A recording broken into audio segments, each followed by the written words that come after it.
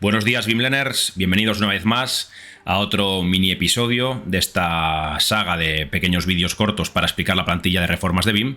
Mi nombre es Carlos Orteu, soy socio de Vimlenial y no soy ningún doble que teníamos respecto al vídeo anterior. Simplemente hace un calor que mata y me tengo que cortar hasta la barba para poder sobrevivir.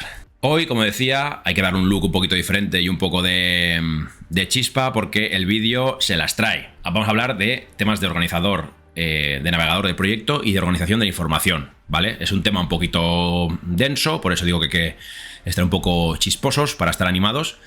Y sin más dilación vamos a entrar directamente en esta pequeña explicación. Aquí os he preparado una pequeña tabla para que veáis cómo organizamos desde Vimlenial el tema del navegador de proyectos y cómo se estructura la información. Ya vimos en el vídeo anterior, un poquito por encima, de qué iba esto, ¿no? Pero quería hacer hincapié porque es muy importante. Porque si no tenemos claro esto, después nos va a costar mucho adaptarnos a la plantilla y buscar toda la información que necesitemos, ¿vale?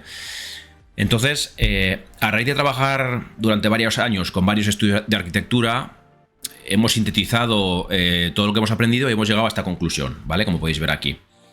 Entonces, el primer paquete de información hace referencia a las fases de proyecto, ¿vale? Las fases de proyecto, nosotros siempre nos gusta ir en un orden cronológico para que sea muy claro y que en cualquier momento sepamos diferenciar de qué estamos hablando. La parte de fase de proyecto es como inicia un proyecto de arquitectura realmente. Bueno, haciendo un zoom out, para que entendáis, un proyecto de arquitectura tiene como tres grandes patas. La parte de diseño, que es en lo que nos vamos a centrar todos estos vídeos, la parte de construcción, que no tocaremos nada, y luego la parte de mantenimiento del edificio, que tampoco haremos nada. Nosotros nos centramos en la parte de proyecto, del proyecto arquitectónico, del edificio en sí, ¿vale? Entonces, dentro de este primer paquete estarían las fases de proyecto, es decir, nosotros distinguimos 4 fases y una extra. La extra es la 00 trabajo, que es una fase que tenemos como un poco comodín de cara al trabajo interno del estudio. Eso pasa en el resto de disciplinas, como lo iremos viendo después. Y luego tenemos las 4 fases típicas, o sea, no inventamos nada, simplemente lo hemos sintetizado aquí, ¿vale? La primera, que sería toma de datos, que es cuando tú estás iniciando un proyecto, sobre todo en estos casos de reforma, que es en lo que se centra la plantilla. Lo primero que tienes que hacer es ir a la vivienda, al piso o a la unifamiliar en la que estemos trabajando y entrar a hacer un registro de lo que hay. Es decir, tú vas con tu libretita y con tu boli. Bueno, esto que quede claro, se hacía el siglo pasado, ¿vale? Tú ibas con tu libretita y con tu boli, con tu metro y luego, si eras más moderno, con el láser, y te ponías a medir todo, absolutamente todo. Cuánto medían los muros de lado a lado, cuánto medía la altura de una ventana, cuánta distancia tenías del falso techo al suelo, todo, ¿vale?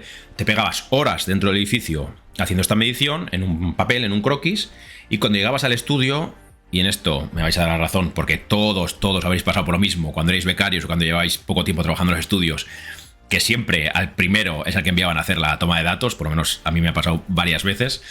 A mí me encantaba, pero bueno, me he comido bastantes tomas de datos. Cuando creías que tenías toda la información hecha, llegabas al estudio, te pones a dibujar en CAD, porque era del siglo pasado, y decías, se me ha olvidado, hostia, ¿cuánto mide esta columna? Me he medido el ancho, pero no el grosor. O el falso techo del baño, se me ha olvidado de medirlo. ¿Qué tenías que hacer? Volver a coger todo y volver a ir al edificio a medirlo o intuirlo según las fotos, porque también ibas haciendo fotos. Como digo, esto era el siglo pasado.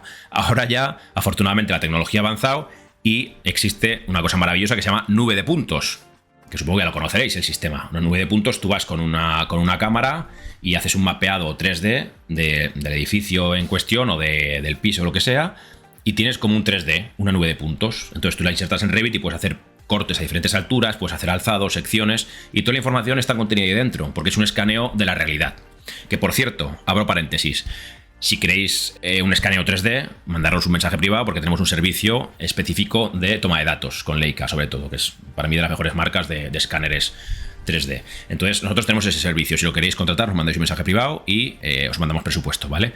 Lo digo porque es muy útil. Nosotros, y hay cientos de empresas en España que afortunadamente cada día va viendo más, porque eso es ir una vez al lugar, hacer la toma de datos y tú te lo llevas al ordenador y no hace falta que vuelvas nunca más. Claro, si el piso está cerca del estudio no hay problema, pero si está en otra ciudad y tienes que desplazarte, al final son sobrecostes y pérdida de información, ¿vale?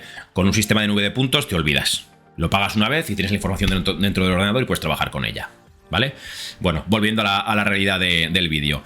Eso en lo que hace referencia a la toma de datos. Una vez que tenemos la toma de datos hecha, vamos al segundo punto, que es el estado actual. Tenemos que dibujar qué es lo que existe, ¿vale? Dibujamos plantas, alzados, secciones, toda la información gráfica que necesitemos con esa información. Después estaría el punto 3, que son opciones de diseño o sí, propuestas de diseño, de cómo va a ir la cocina, cómo va a ir el salón, qué tabiques va a haber, etcétera, etcétera. Y el último punto es el estado reformado, es decir, cuál es nuestra propuesta de arquitectura o arquitectónica para esa reforma en concreto. ¿Vale? Esto es lo que hace referencia a las fases de proyecto.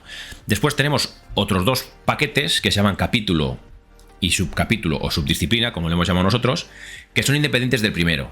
Es decir, podemos estar trabajando en la toma de datos y tener todos estos capítulos, y podemos estar en otra fase de proyecto que no tenga todos estos capítulos. Por ejemplo, en el estado actual quizá no nos interese tener detalles, porque lo que se mantiene se deja estar y lo que hacemos nuevo, pues haremos cosas nuevas. Pero si hacemos cosas nuevas estaremos hablando del estado reformado, no del estado actual.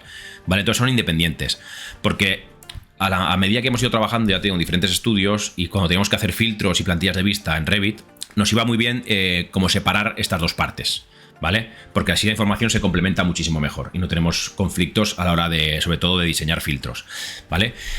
Después, estos capítulos, que son también en orden cronológico, situación y emplazamiento, siempre desde un zoom exterior hacia un zoom más pequeñito, más de detalle, ¿vale?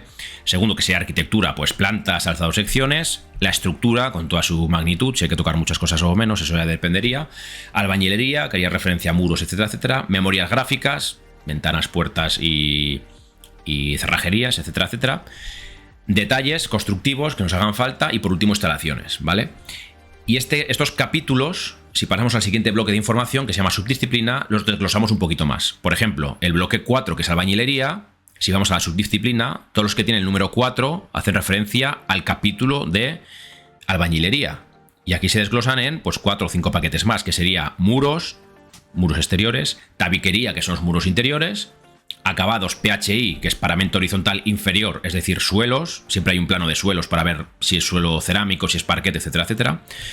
Acabados PHS, que es paramento horizontal superior, que son falsos techos. Siempre os interesa ver dónde tenemos un falso techo descolgado, sobre todo en baños y cocinas para el tema de instalaciones, o si está pegado al forjado, de qué tipo son, etcétera, etcétera. Esto igual lo piden muchas veces.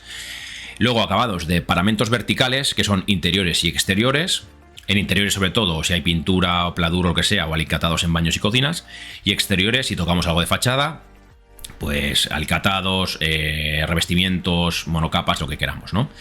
Entonces, con esta parte de subdisciplina, digamos que al final son los planos que tú mandas a avisar o los planos que tú entregas como información gráfica, ¿vale? Todos estos puntos son los planos que vamos a ir presentando. Por ejemplo, el tema de instalaciones, que ese punto 7, pues igual, pues saneamiento, fontanería, electricidad, todo eso, ¿vale? Que son los esquemas que se presentan al final del proyecto.